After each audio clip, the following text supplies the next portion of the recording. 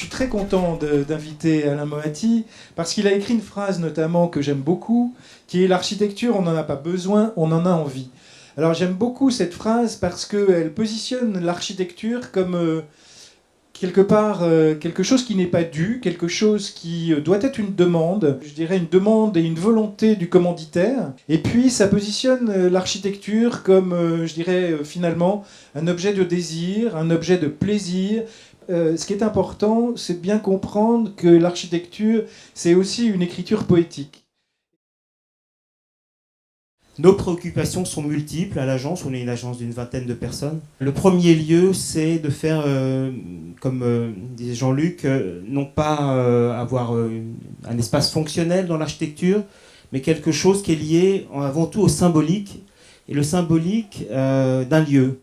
On teste des choses, beaucoup liées au numérique. Vous allez voir, j'essaye de trouver la place que le numérique peut avoir dans notre travail propre, c'est-à-dire la manière dont on développe les projets, mais aussi comment ils peuvent, à l'intérieur du bâtiment, modifier la pratique que l'on a des lieux. On a réfléchi au fait que l'invention d'Eiffel, c'était cet oblique. C'est pas nous qui l'avons écrit, il y a un texte magnifique de Roland Barthes où il parle de l'obliquité, il invente ce mot, l'obliquité, comme élément fondateur de la tour Eiffel. Ces piliers obliques propulsent la tour à 300 mètres de haut, une chose inédite. Et donc cette vision de la tour Eiffel comme un élément fondateur, lorsqu'il a fallu mettre quelques bâtiments sur le premier étage, parce que le projet était le réaménagement du premier étage de la tour Eiffel, on avait envie que chacun des bâtiments soit comme si vous aviez le sentiment d'être pris dans la poussée des piliers, que ces piliers, une énergie incroyable, eh bien, est tordu la matière, est tordu un peu tous les éléments qui viennent composer ce premier étage. Les bâtiments reprennent les géométries exactes de la tour Eiffel, avec ces courbes qui sont les géométries sur la tour elle-même. Et pour réaliser cette façade, on a utilisé un système mathématique qui s'appelle la discrétisation et qui permet de fabriquer des surfaces continues à partir d'éléments discontinus. Donc voici cette façade avec, ici vous avez des profils reconstitués, soudés, qui eux-mêmes ont été géométrisés de manière, avec le même principe, de manière à pouvoir avoir la torsion pour accepter chacun des éléments de simple courbure qui, adjoint à l'autre élément de simple courbure, pouvait avoir la surface continue qui tend vers la surface à double courbure. Leur position de cintrage dépend uniquement de la manière dont ils sont en continuité avec l'élément d'à côté. Voilà, donc ici vous avez la façade nord qui est une grande façade avec des verres très très simples et qui est calée sur le rythme de la tour Eiffel, et cette surface de verre qui nous permettait d'être à la fois complètement oblique, exactement comme les piliers de la tour Eiffel, donc d'avoir ce sentiment que le bâtiment glisse en même temps que la tour, et puis d'avoir cette décomposition de surface courbe.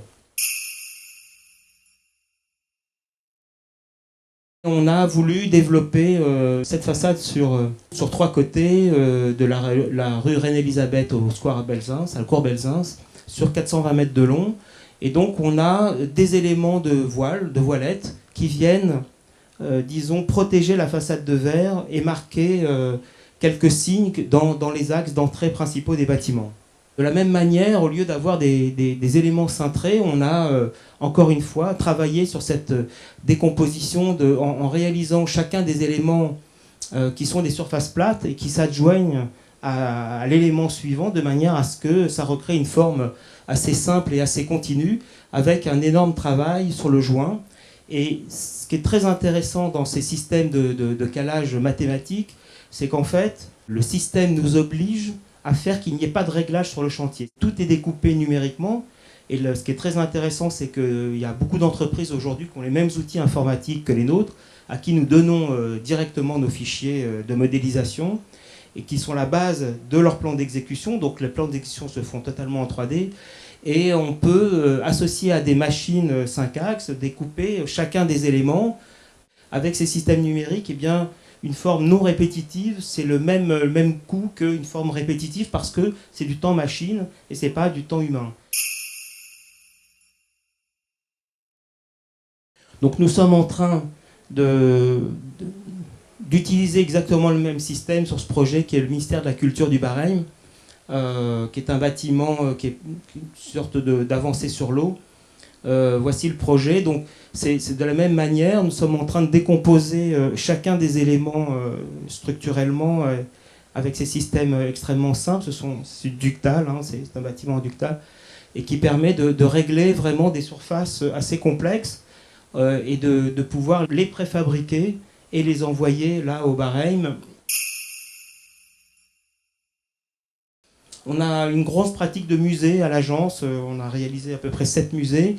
Ici, le musée Borelli à Marseille, qui est un palais du 18e dans lequel il y a des pièces, des périodes room. Les périodes room, pour ceux qui ne savent pas, ce sont des pièces historiques que l'on doit rénover absolument exactement avec des architectes, des monuments historiques. Et puis il y a des pièces qui avaient perdu tout leur décor et dans lesquelles on a profité pour faire ces plafonds qui sont des grands plafonds pratiquement en 2 pièces, hein, qui font 150 mètres carrés et qui ont été faits de la même manière avec un travail extrêmement précis par des gens qui font des voitures de course, là, des spoilers de voitures de course, et qui permettent, qui ont intégré tout le système de climatisation, enfin tout ce qui est nécessaire à l'intérieur d'un musée, mais qui permettent d'avoir une sorte de dialogue intéressant entre le bâtiment ancien et disons une modernité liée à un travail mathématique.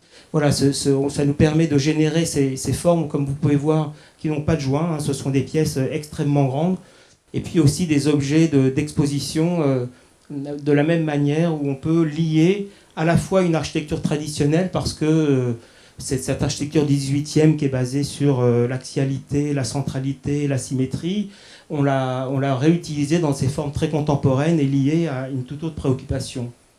On arrive à relier artisanat et industrie, ou industrie d'ailleurs et artisanat, c'est-à-dire que je pense qu'il y a un va-et-vient entre les deux. Est-ce que finalement le chantier il est quand même humain, c'est-à-dire qu'à un moment c'est la main de l'homme qui le fait, qui le pose? Est-ce que les compagnons sont suffisamment qualifiés? Est-ce que les entreprises sont suffisamment qualifiées elles aussi pour ce genre de choses? Non mais écoutez, je pense qu'il y a plein de gens qui construisent ici. C'est pas une nouveauté de dire que le savoir-faire des entreprises s'est dégradé, mais à un point phénoménal. Enfin, je pense que tous les gens qui sont confrontés à la construction le perçoivent. Il y a des savoir-faire qui ont disparu vraiment, mais totalement. Et donc, nous, on a trouvé ce moyen de manière à ce qu'on puisse justement, quelquefois sans réglage, arriver à monter des objets complexes. Parce que les bâtiments sont de plus en plus complexes. Mais en fait, les savoir-faire de chantier sont de plus en plus pauvres.